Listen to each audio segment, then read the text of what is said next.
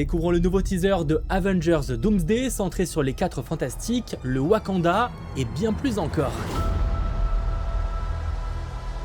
Le retour de Shuri en Black Panther. Ce sera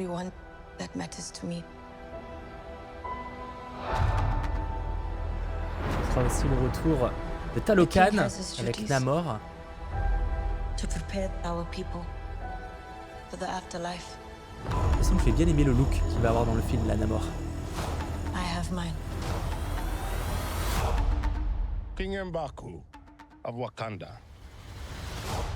Then, Yancey Street, between Broome and Grand. La rencontre improbable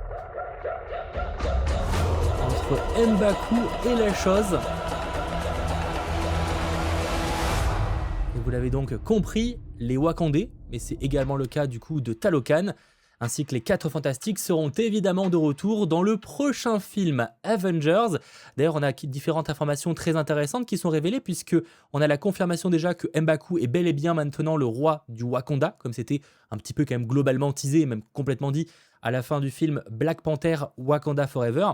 Mais moi, un élément qui m'intéresse particulièrement, c'est le lieu où ils sont. Alors, c'est vrai que pendant un temps, je pensais peut-être au néant, lieu qu'on retrouve notamment dans Deadpool et Wolverine ou encore dans la série Loki.